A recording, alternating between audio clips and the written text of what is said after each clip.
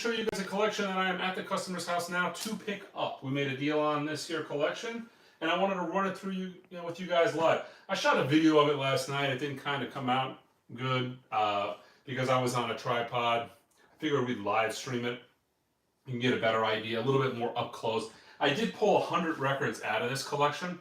So the unique thing about this collection, and I'm going to try a little experiment here, I'm going to auction off everything in this entire collection.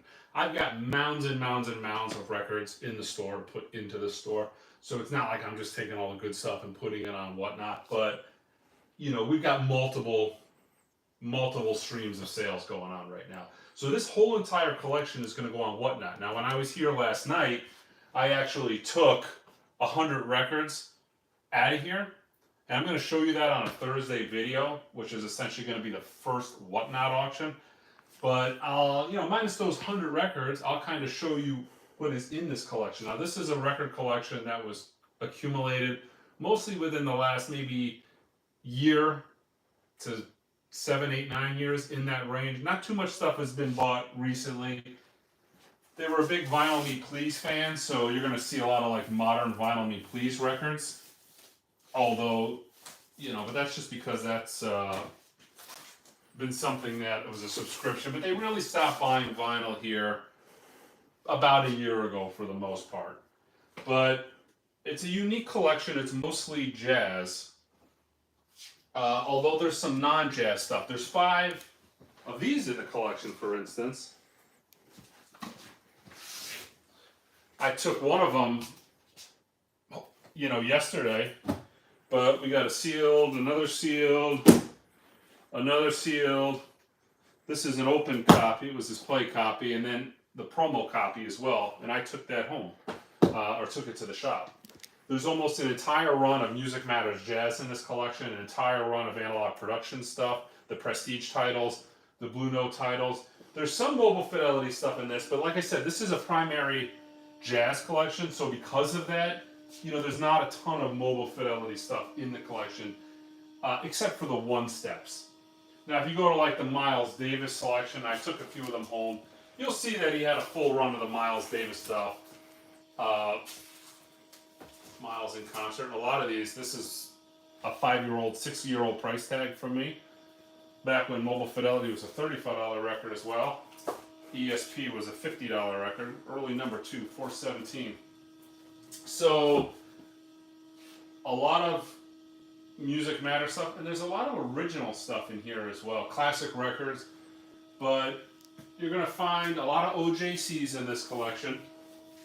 So, big into the audiophile stuff, so Impact Sam Records, Pure Pleasure, stuff of that nature. So, let's kind of skim around. You're going to see Music Matters stuff everywhere. I think there's about 100 Music Matters titles in this collection at my last count.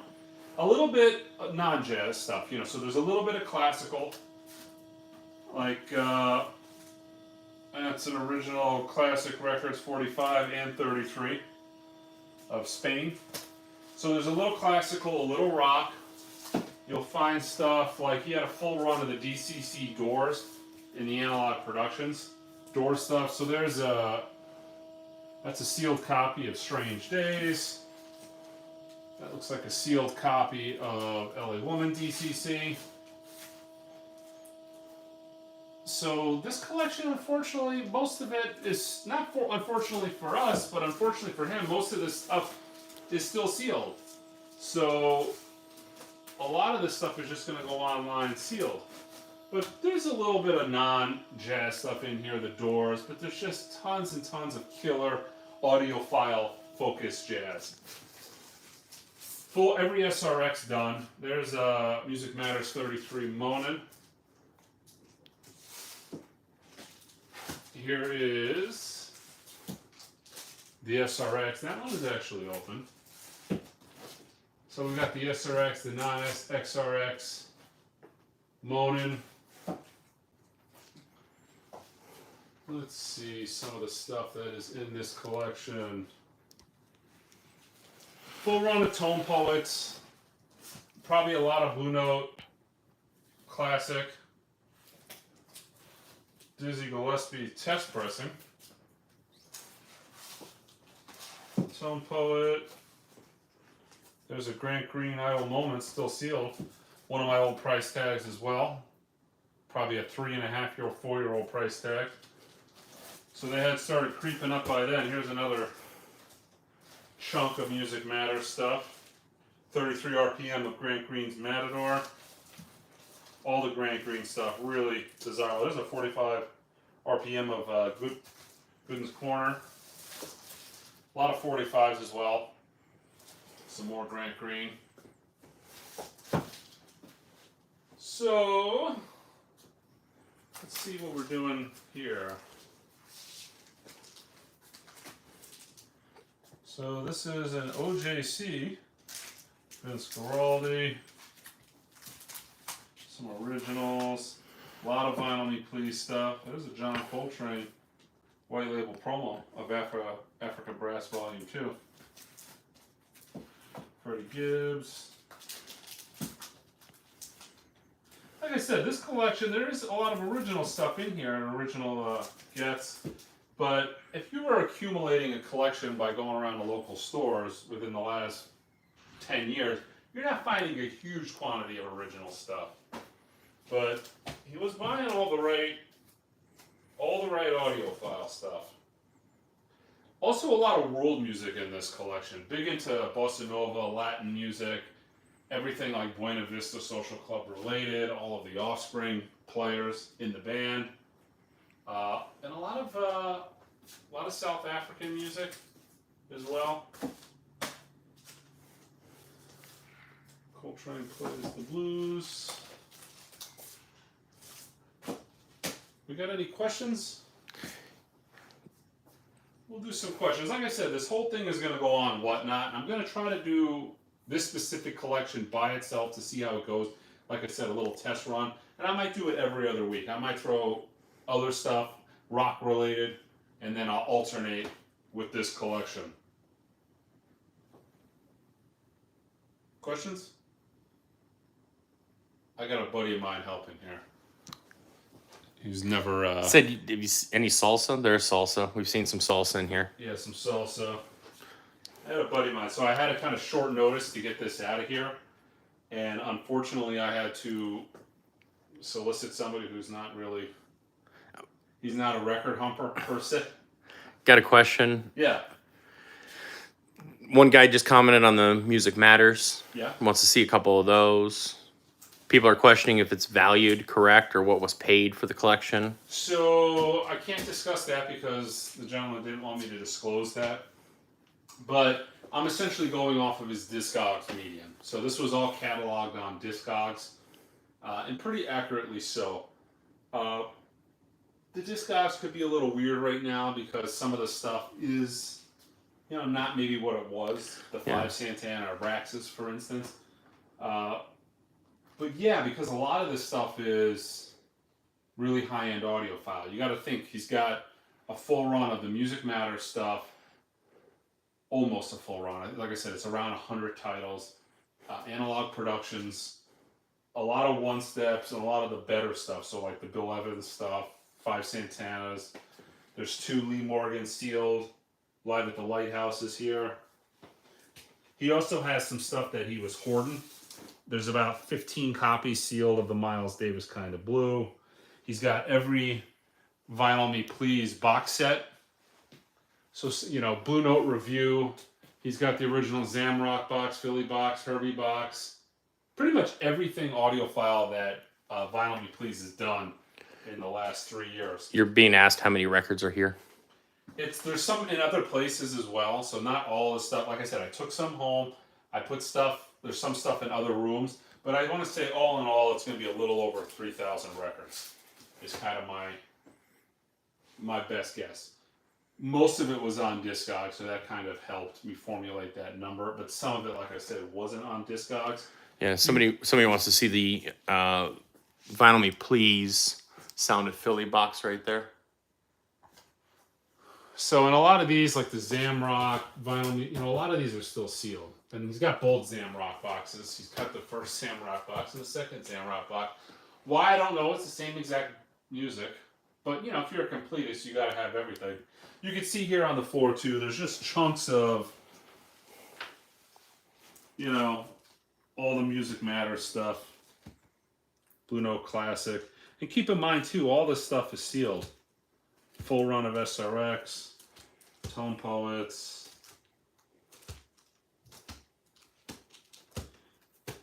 This is probably some of the newest stuff that he had.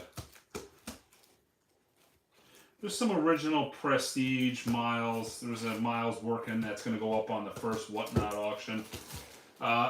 There's some original Blue Notes. There's a lot of OJCs, a lot of 80s Blue Note stuff, which at the time, and I'm looking at, because a lot of that stuff he actually bought from me, and I remember the collection he got it from.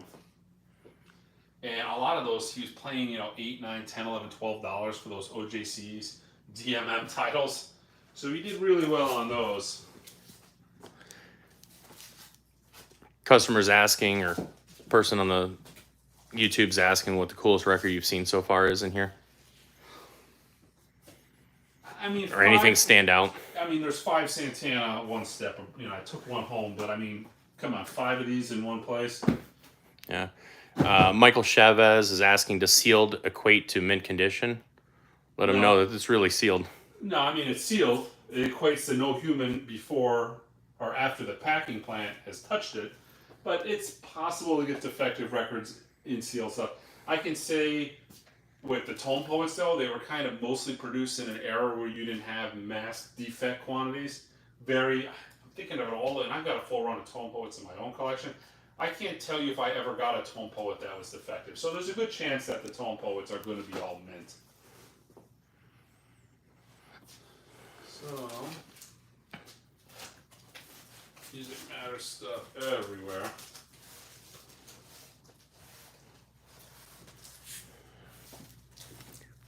I would think just the Music Matters stuff alone.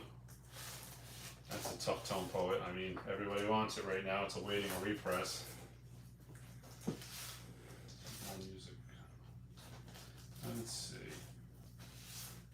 I would think probably the Tone Poets on their own, you know, with the SRX titles and some of the high-priced titles, you probably think the Tone Poets alone are probably in that $20,000 to $25,000. Excuse me, not Tone Poets. The Music Matters are in that probably $20,000 to $25,000 range. A full run of the 50 stereo mono Prestige titles.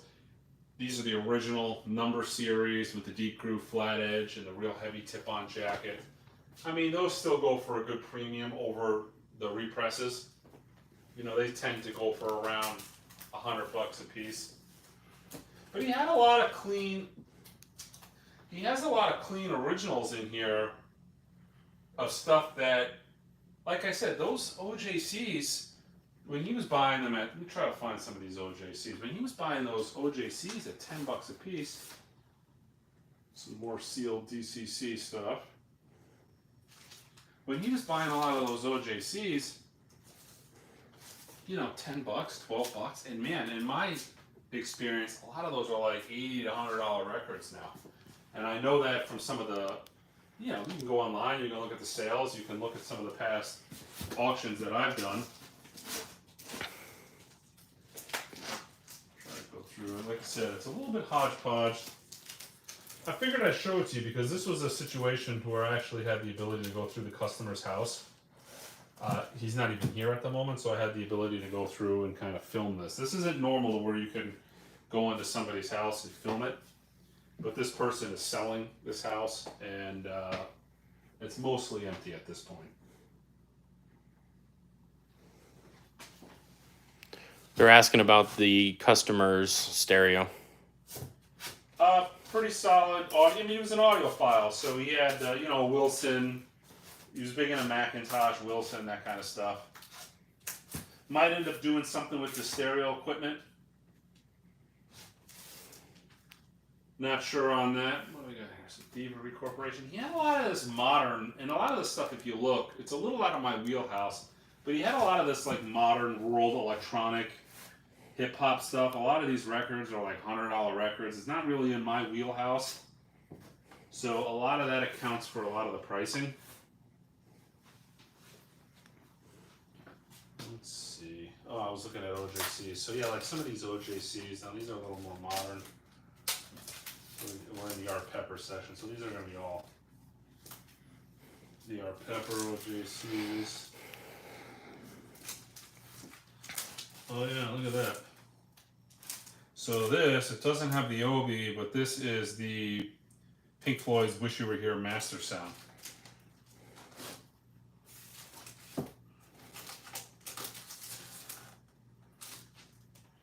We got here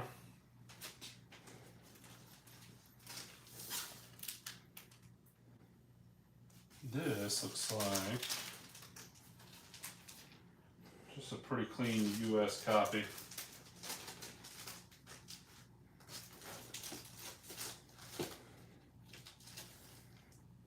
A lot of art pepper. There was a sealed 30th anniversary in this collection. That's going to go on the first Whatnot stream. I pulled that out already. A lot of Pink Floyd and a lot of art pepper in here. Oh wow, that's nice. There's a promo copy with the timing strip. There's a second pressing.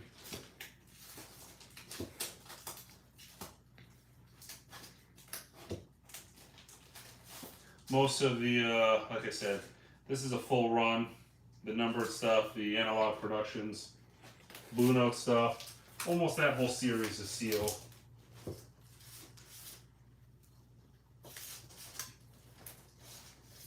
So I think I'm going to do this first collection, you know, the first Whatnot stream. I think it's going to be that. There's another. So here's a Holland pressing. This was bought for me some time ago. The Wall. It's like a near-made copy. A couple people have asked how are they filed.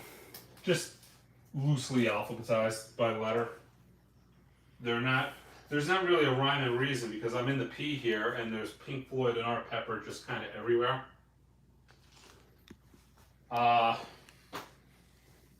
So it's kind of a little bit all over the place, to be honest. There's one that'll do well. There's a sealed copy of Chet Baker Sings Tone Poet. They're asking when they're going to see this on Whatnot. So the very first auction is going to be October 30th. I think that's that Sunday. I've got another Whatnot auction that's coming up this Sunday that's already set. Then I've got a football game the following Sunday. And I think we're going to do like a massive, at least 100 items, but probably 200 items specifically from this collection at the end of the month. It's a little weird because I'm got a schedule around the Cardinals games. So yeah. But like I said, it's just, I figured I'd show it. I've never live streamed one of these before. Some more Vinyl Me Please boxes. Mike, what does it feel like to buy the records back and sold from your store back from the customer? So, this was a unique situation. I tried telling this individual not to do it. I kind of feel bad in a way. But if it's going to be somebody, it's better that it's me. You know, it's cool to see. To be honest, it's kind of a little bit of an in-groove. But if you're buying audiophile records in Phoenix, Arizona, chances are you're buying them from me if you're not buying a ton of them online. But, so if you buy these, you're going to see, if you go buy collections like this, you're going to see this kind of, you know, you're going to see your price tags on a lot of stuff. So I don't know. It's interesting to see my price tags throughout the years because 7-8 years ago, I'm seeing some of my earliest price tags that were handwritten to like all the iterations. So for me, it's like insider baseball, but to see the different, like for instance, this is the very first barcode tag I ever used. It was a smaller tag. Let's see if he's one of my more modern ones. So you can see how the tag is smaller. So like I know that this Pharoah Sanders, this is approximately like a 2.5 to 3 year old tag. And this is a more modern. So like, and then the font changed too. So for me, I know it's like, for me, it's a little nostalgic because I can go back in time and I can look through all these records and to see like the old Mobile Fidelity prices. I mean, I was in when Mobile Fidelity was still $50 a record. I was in my very first location, which was 600 square feet. So it was a really, so to see this, like, you know, it's kind of cool in the sense I can look at this record and I know that this came out of that little tiny location, our first store. But, you know, hopefully we get this in the right hands. But he did good on a lot of this stuff because very few of these titles did he not buy because he was buying them from me and from other places. But he was buying a lot of this stuff, this new stuff for retail. You know, a lot of these Music Matters, Tone Poets. He was buying them right. Now, I don't think he got all the Santanas, but he didn't pay what they're worth now.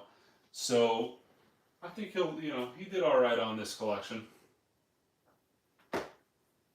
Bittersweet, I guess. On average, Mike, how do you say the price of these records has increased? Some stuff has gotten crazy. You know, there's a lot of like, let me try to find an example here. This is a good example. So let me find the, let's see. So I've been going through this the past couple of days and I've been mixing it all up. So there's certain records that he bought for very little money that are really desirable. Like, for some reason, he has multiple copies of Sade records. So you find these clean Sade records. I mean, these have gone up exponentially. The Music Matters stuff, the out-of-print Tone Poets that people can't get right now. The original stuff, like, you know, the original Pharoah Sanders on Impulse. What is this? So he has some original Sun Ra in here. A lot of that stuff has gone crazy, but then at the same time, some stuff is not gone up as much, but it seems like everything as a whole has gone up. It's just some things don't, you know, this has gone up. It's not $99 anymore, so this has gone crazy. But then, you know, some of these other ones haven't gone up at such a significant clip. But they've gone up, and then you'll get another later copy like there's, you know, this has gone up even less. So we're seeing prices retract a little bit, but it's at different levels. It just depends on what people want. You know, things are a little all over the place right now. Pricing is a little weird. But being that it's an audiophile collection in general, like, look, here's like a grip. This is mostly Music Matters stuff. Being that this is mostly an audiophile collection and it's more jazz oriented, this is kind of held up better than some other stuff. Yeah. Rambling answer, I know. So, any more questions? I'm about to get off here because I have to box this up, unfortunately. We'll answer another question. What do you got? I got nothing yet. I got people talking. I got people chatting. We're chatting. People are saying hello from all over the world. People commenting on how good your waistline looks. That's a good thing. I don't work out, so. Oh, I love this record. James Brown, A Soulful Christmas, with the killer track Santa Claus Goes Straight to the Ghetto. I think I showed that a few times on different live streams. There's some Bush. Razor blade suitcase. They were just here in Phoenix too a couple weeks ago.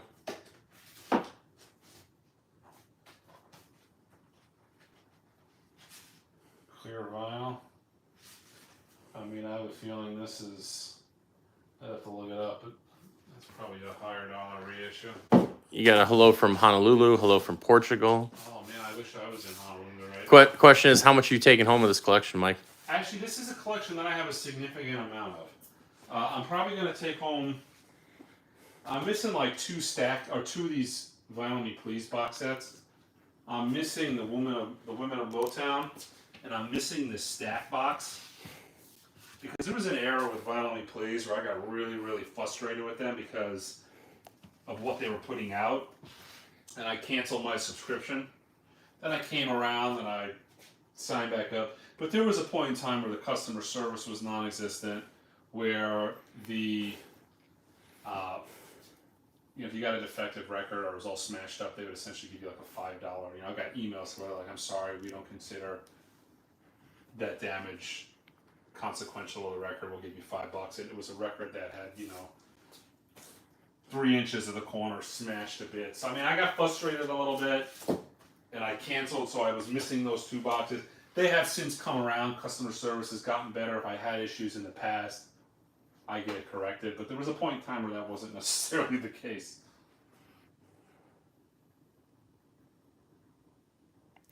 There's electronic dance, classic house in here. There's electro. There's some techno. Yeah, like I said, I've seen that stuff in here. It's not really within my wheelhouse, but it's here. We'll see how it does on whatnot. Like I said, we're going to give the whole collection a try. Just I'm curious to how it does, the time it can take to move it. I'm trying to prevent this from going into the pile. As you guys have noticed, I've got 500 U-Haul boxes in the middle of the warehouse piled up, around 5-6 foot tall, and it's a pretty substantial size. So I'm trying to get this to where that doesn't go. I want to see if I could move this out of the store quicker, because I've got multiple collections with this kind of stuff in it already in the pile. So I'm going to try doing it this way to see if I can prevent this stuff from going into the pile. Because with the people we have manpower at the store, I only have so much time to get stuff onto the store. And to be honest, I put more records out than customers coming in the door. We get huge quantities of stuff in. And even with our traffic, and we have a significant amount of people coming into our store, it still doesn't keep up with the amount of records we can get out within a week. So I gotta have other outlets for it to clear up that warehouse a little bit. All right, guys, I'm gonna start packing. So until next time. Oh boy.